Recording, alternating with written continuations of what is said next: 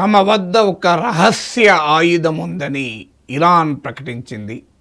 Iranian navy chief statement ఏంటంటే, మా దగ్గరున్న రహస్య ఆయుధము గనక వింటేనే మా శత్రువులకు గుండెపోటు వస్తుంది అని వ్యాఖ్యానించారు. అమెరికాకు గుండెపోటు తెప్పించగలిగేటువంటి సీక్రెట్ వెపన్ ఇరాన్ వద్ద ఉందా? ఉంటే ఆ సీక్రెట్ వెపన్ ఏమై ఉంటుంది? ఆ సీక్రెట్ వెపన్ ఇరాన్ ప్రయోగించగలుగుతుందా? అమెరికా అడ్డుకోలేదా? ఈ సీక్రెట్ వెపన్ ఇరాన్కి ఎక్కడి నుంచి వచ్చింది? ఇలాంటి అనేక ప్రశ్నలు మన ముందుకు వస్తాయి. వీటికి సమాధానాలు కావాలంటే ఈ వీడియో మొత్తం చూడాల్సిందే. సో ఇరాన్ నేవీ సర్వనాశనమైంది, ఎయిర్ ఫోర్స్ నాశనమైపోయింది, ఇరాన్ మిలిటరీ క్యాపబిలిటీ డిగ్రేడ్ అయిందని అమెరికా చెప్తోంది. కానీ ఇరాన్ తగ్గేదే లేదంటోంది. అమెరికా కనుక నావల్ బ్లాకేడ్ కంటిన్యూ చేస్తే, అంటే ఇరాన్ చుట్టూ ఉన్న నౌకా దిగ్బంధనం కంటిన్యూ చేస్తే ఇరాన్ వద్ద ఉన్న ఆప్షన్స్ ఏంటి? అంతేకాక స్ట్రెయిట్ ఆఫ్ హర్మూజ్లోకి అమెరికా ఇప్పటి వరకు ఎందుకు వార్షిప్స్ పంపలేదు? మీరు ఇప్పటి వరకు నాటో దేశాల సహకారాన్ని అడిగింది, బెదిరిస్తోంది, పవర్ ప్లాంట్లను పేల్చేస్తా, బ్రిడ్జిల్ని పేల్చేస్తా అంటూ ట్రంప్ వ్యాఖ్యానిస్తున్నాడు. కానీ సింపుల్గా స్ట్రెయిట్ ఆఫ్ హర్మూజ్లోకి వార్షిప్స్ ప్రయోగించలేదా అమెరికా? ముందు కావాలంటే పెట్టిన సీ మైన్స్ అంటారు, సముద్రంలో పెట్టిన మందు పాత్రల్ని క్లియర్ చేస్తూ, ఎందుకంటే దానికి ప్రత్యేకమైన టెక్నాలజీ ఉంది, మైన్ స్వీపర్స్ అని. అంటే ఆ మైన్స్ సముద్రంలో పెట్టిన మందు పాత్రలు ఊడ్చేసుకుంటూ వెళ్తుంటాయి, ముందు వెనకాల వార్షిప్స్ వెళ్ళొచ్చు కదా. మరి ఎందుకు అమెరికా వెళ్ళడం లేదు? వీటన్నిటికీ లింక్ ఏంటంటే ఇరాన్ సీక్రెట్ వెపన్. ఈ సీక్రెట్ వెపన్ ఏంటి అంటే, ఇది నీటి లోపల నుంచి ప్రయోగిస్తారు. సో టార్పిడోస్ అంటారు, అంటే నీటి లోపల నుంచి షిప్స్ను, సబ్మెరైన్స్ను ప్రయోగించి వాటిని ధ్వంసం చేసడానికి వాడేటువంటి ఆయుధము టార్పిడో. ఇది కూడా ఒక రకమైన టార్పిడోయే. కానీ దీనికి ప్రత్యేకత ఏంటంటే, ఇది అత్యంత వేగంగా ప్రయాణం చేస్తుంది. సాధారణంగా వాటర్లో ప్రయాణం చేయాలి అంటే వాటర్ ఫ్రిక్షన్ ఉంటుంది, అందువల్ల ఆటోమేటిక్గా మొమెంటం, ఆ స్పీడ్ తగ్గుతుంది. కానీ ఈ టార్పిడో ఉన్న ప్రత్యేకత ఏంటంటే, దీన్ని ప్రయోగించినప్పుడు అది తన చుట్టూ ఒక గ్యాస్ బబుల్ క్రియేట్ చేసుకుంటుంది. ఒక గ్యాస్ బబుల్ క్రియేట్ చేసుకోవడం ద్వారా ఒక అండర్ వాటర్ రన్వే లాగా ఉంటుంది. మీకు సింపుల్గా ఒక అండర్ వాటర్ ఒక రన్వే ఎలా ఉంటుందో మీకు ఆ గ్యాస్ బబుల్ చుట్టూ ఉంటుంది. ఆ లోపలికి వెళ్ళి ఈ torpedo water friction, water resistance లేకుండా వేగంగా ప్రయాణం చేస్తుంది. ఎంత వేగంగా ప్రయాణం చేస్తుందంటే ప్రత్యర్థులు, శత్రువులు దీన్ని తెలుసుకొని తిరిగి ధ్వంసం చేయగలిగే టైం కూడా ఇవ్వదు. అంత వేగంగా ఇది అటాక్ చేయగలుగుతుంది. సో ఈ సీక్రెట్ వెపన్ ప్రయోగిస్తే అమెరికన్ వార్షిప్స్ ధ్వంసం కావచ్చు. వార్షిప్స్ అంటే మామూలుగా కావు కదా, అందులో వందలాది ఎయిర్ క్రాఫ్ట్ ఉంటాయి. యుద్ధ నౌకలో వందలాది ఎయిర్ క్రాఫ్ట్స్ ఉంటాయి, మిసైల్స్ ఉంటాయి. సో ఒక ఈ కొత్త రకం టార్పిడో, దీన్ని సూపర్ క్యావిటేటింగ్ టెక్నాలజీ అంటారు. సో అంటే తన చుట్టూ ఒక గ్యాస్ బబుల్ తయారు చేసుకొని, ఆ గ్యాస్ బబుల్లో తనకు ఎలాంటి అడ్డంకి లేకుండా, వాటర్ రెసిస్టెన్స్, వాటర్ ఫ్రిక్షన్ లేకుండా వేగంగా వెళ్ళి టార్గెట్ కొట్టగలుగుతుంది. సో దీన్ని హూట్ అంటారు, హూట్, HOOT. సో ఈ హూట్ అనే ఆయుధము ఇరాన్ వద్ద ఉంది అనేది ఇప్పుడు ఈ అనుమానం కలుగుతుంది. ఇరానియన్ నేవల్ చీఫ్ చేసిన స్టేట్మెంట్, ఈ వెపన్ వింటే మా శత్రువులకు గుండె ఆగిపోతుంది అంటున్నాడు. ఇంట్రెస్టింగ్ ఏంటంటే, ఈ సూపర్ క్యావిటేటింగ్ టెక్నాలజీ ఇంతవరకు అమెరికాకు లేదు. ఇరాన్కి ఎక్కడి నుంచి వచ్చిందంటే, ఇది రష్యాకు ఈ టెక్నాలజీ ఉంది. రష్యా చాలా కాలం క్రితమే ఇలాంటి టార్పిడోను తయారు చేసింది. ఈ టార్పిడోను వాస్తవంగా సోవియట్ కాలంలోనే దీన్ని తయారు చేసింది. సో ఆ స్ట్రిక్ వాల్ అంటారు దీన్ని, అంటే VA111SHKVAL, so Russian pronunciation. So దీన్ని ఇరాన్ రష్యా చాలా కాలం మిత్రులు. సో రష్యన్ అసిస్టెన్స్ తో మరి ఏమైనా దీన్ని తయారు చేస్తారో తెలియదు, కానీ ఇరాన్ దగ్గర ఇప్పటి వరకు మనకు తెలిసింది మిసైల్స్, ఏదైనా తన ఇప్పటి వరకు ఉపయోగించిన మిసైల్స్ కూడా ఉన్నాయేమో అని. ఇప్పుడు ఈ హూట్ అనేది ఒక అండర్ వాటర్ టార్పిడో, వేగంగా ప్రయాణించి ఎంతటి వార్షిప్లైనా ఇది ఎదుర్కోగలదు. పర్షియన్ వర్డ్ హూట్ అంటే మన తెలుగులో తిమింగలం. సో తిమింగలం సముద్రంలో ఉండేటువంటి మెరైన్ ఎనిమల్. సో అందువల్ల దీని పేరు హూట్ అని పెట్టారు. సో ఈ హూట్కు డిఫరెన్స్ ఏంటంటే, ఇప్పటి వరకు ఉన్న టెక్నాలజీస్ ప్రకారం నీటిలో ప్రయాణం చేసి లక్ష్యాలను టార్గెట్ చేయగలిగే అండర్ వాటర్ మిసైల్స్ అంటారు. సో అండర్ వాటర్ టార్పిడోస్ ఇవి 60 to 100 కిలోమీటర్స్ వేగంలో ప్రయాణం చేయగలుగుతాయి. ఎందుకంటే మీకు water is 1000 times denser then air, అంటే గాలి కన్నా చాలా సాంద్రత కలిగి ఉంటుంది, నీరు కనుక డెన్సిటీ ఉంటుంది కనుక. సో మీకు వాటర్లో ప్రయాణం చేయాలంటే స్పీడ్ తగ్గిపోతుంది. సో మీకు అందుకే చూడండి, మీరు విమానంలో ప్రయాణం చేసినంత వేగంగా షిప్లో మీరు ప్రయాణం చేయలేరు. ఇది మళ్ళీ అండర్ వాటర్, ఇది వాటర్ నీటి లోపల ప్రయాణం చేయాలి. కానీ దీన్ని సోవియట్ సైంటిస్టు 1970s ఈ హూట్ లాంటి అండర్ వాటర్ టార్పిడోస్ను తయారు చేసేటువంటి దానికి మూలమైన టెక్నాలజీని రూపొందించారు.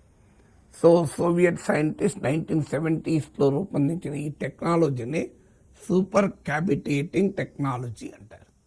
సో ఈ టెక్నాలజీ ఏంటంటే, ఈ టార్పిడో తన చుట్టూ ఒక ఎయిర్ బబుల్ క్రియేట్ అవుతుంది, గ్యాస్ బబుల్. ఆ గ్యాస్ బబుల్ ఏంటంటే హై స్పీడ్ రన్వే లాగా ఉంటుంది. ఇక ఏ అడ్డంకి ఉండదు, దానికి ఏది అటు ఇటు ఏముండవు, చాలా వేగంగా ప్రయాణం చేస్తుంది.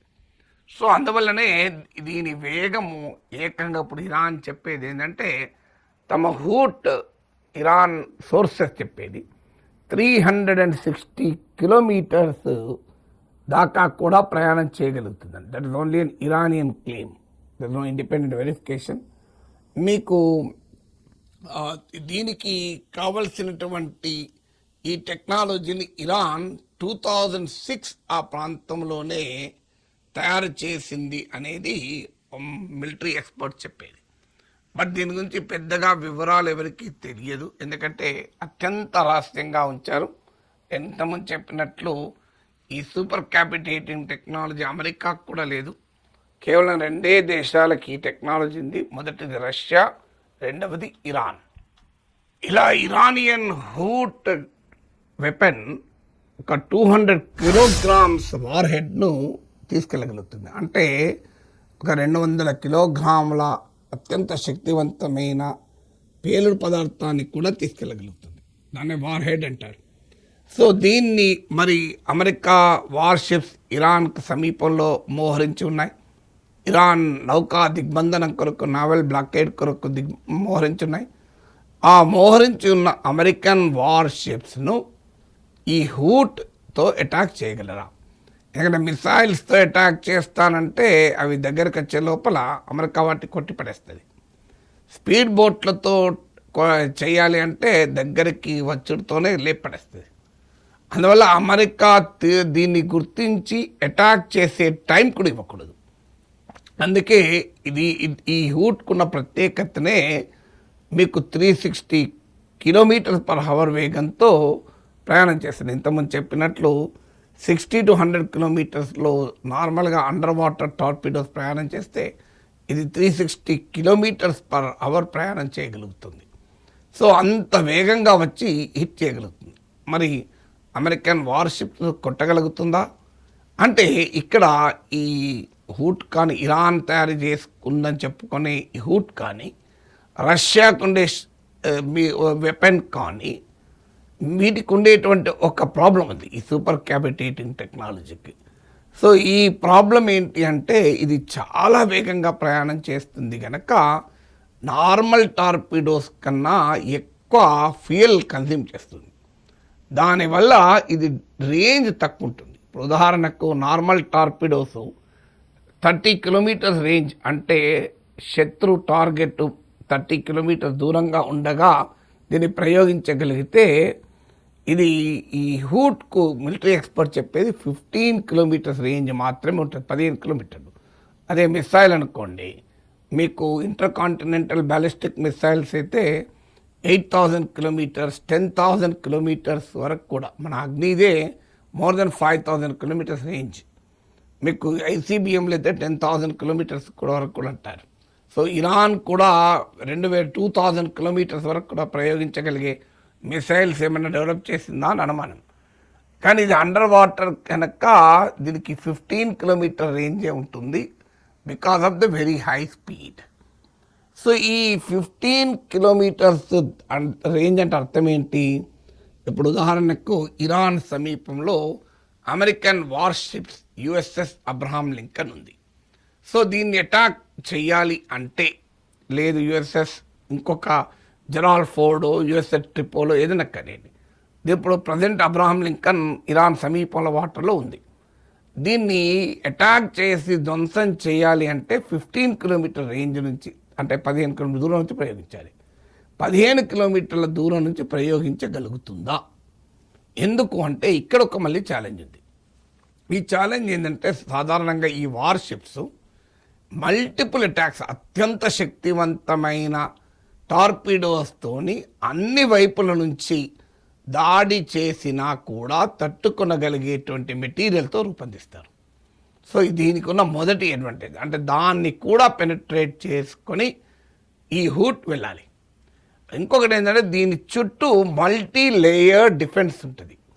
ఆ వార్షిప్ చుట్టూ సబ్మారిన్స్, క్రూజెస్, మీకు డిస్ట్రాయర్స్, అంటే ఏది శత్రువు వచ్చినా ఒక రకరకాల లేయర్స్లో సెక్యూరిటీ ఉంటుంది.